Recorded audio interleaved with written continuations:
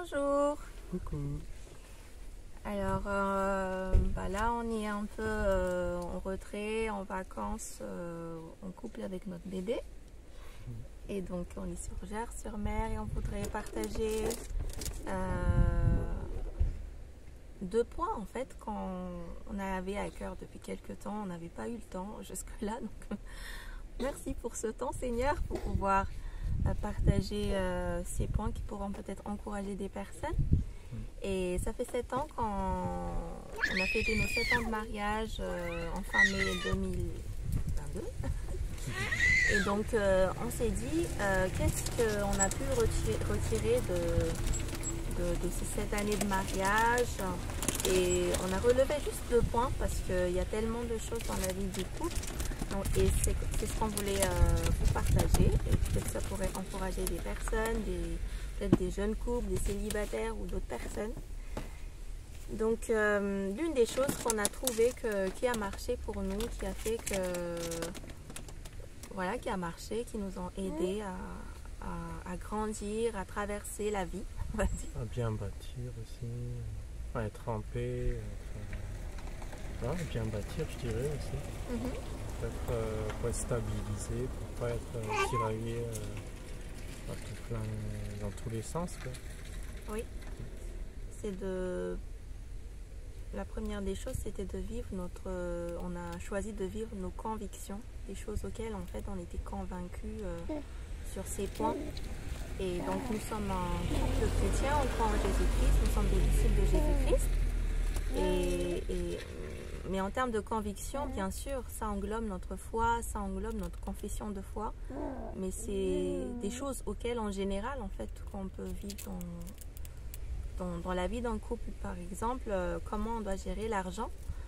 Tous les couples ont besoin de gérer l'argent, quel est ton rapport avec l'argent en tant que couple, que tu sois chrétien ou pas chrétien. Et donc c'est des choix qu'on a décidé ensemble de pouvoir en fait établir dans notre vie et de pouvoir progresser dedans. Mais ça peut être aussi d'autres choix comme la foi, quelle est la place de Jésus dans notre vie, quelle est la place du service, comment on va éduquer nos enfants, qu'est-ce qui est important pour nous, comment investir dans nos vies. Donc ce point est important parce que deux personnes marchent-ils ensemble s'ils ne sont pas d'accord. Donc il y a cette réalité où peut-être qu'il y a des convictions personnelles aussi dans le couple, de l'époux, de l'épouse, et on a besoin de s'exprimer, on a besoin qu'aucune conviction ne soit étouffée, qu'elle soit connue et qu'elle soit accompagnée sans jugement. Et ça, on a trouvé que ça nous a aidé pour bâtir dans notre vie en tant que couple durant ces 7 années de mariage et de pouvoir vraiment être ferme aussi dans ses choix. Donc avoir des convictions nécessite qu'on se positionne, qu'on choisisse d'aller jusqu'au bout. C'est pas seulement « ah, je rêve de ça ». Et au final, on est juste à l'étape du début et on ne fait rien sur ce point. Et que quand il y a des difficultés, des adversités, des choses qui sont contraires à ce choix-là, mais quand je dis conviction, c'est que voilà, même si personne ne me comprend dans ce choix que je fais pour mon couple, pour ma vie, pour ma famille, en fait, je continue d'avancer, peut-être des fois dans les larmes, des fois dans le rejet, dans la solitude, mais c'est pas grave.